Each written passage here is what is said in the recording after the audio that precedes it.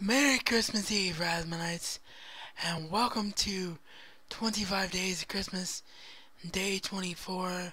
Of course, it's Christmas Eve, and of course, there's only 2 days left, so we have to look at, as I'm assuming some of you guessed, the two most iconic Christmas films of all time, beginning today with 1934's A Miracle on 34th Street.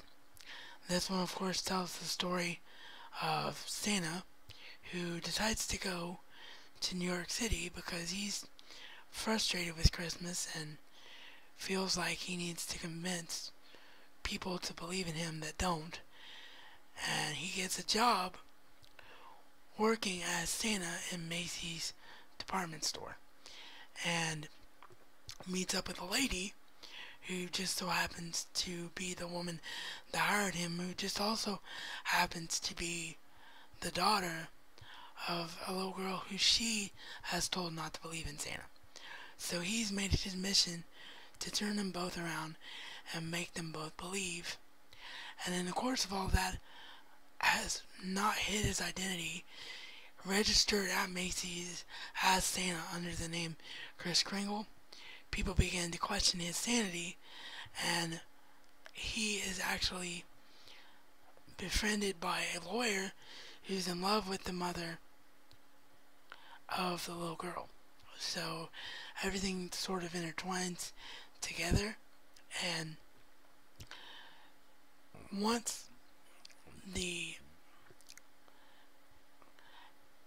relationships start to come together, Santa really begins to trust the mother and think that the mother has sort of come around to his side. Well, then he's tricked by the people at Macy's into thinking that she has taken him to an insane asylum.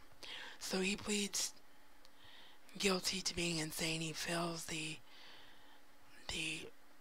brain test. I'm not sure what you call it. The cognicity. Cognit. You guys know what I'm trying to say. The test that makes you seem whether you're competent or not. The competency test. That's what I was trying to say. He fails it on purpose because he thinks the mother. I apologize for forgetting character names, but this is one of the films that you see so many times you forget things. The only character name I can remember is, of course, Santa, Kris Kringle, and Susan, who's the little girl. But anyway, he thinks that the mother has committed him to go to this insane asylum, so this mental hospital. So he flunks the test on purpose. When he finds out from his lawyer friend and the friend of the girl and the mother that the mother had nothing to do with it, he then is in a panic. He's like, how do I prove that I am Santa Claus?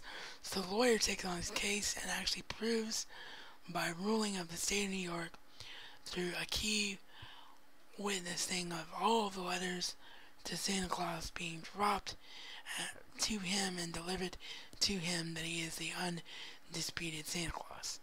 And then at the end of the film, he gives the little girl Susan the one gift that her mother couldn't give, which was a house to live in with her mother and what ends up being her father, who is the lawyer friend.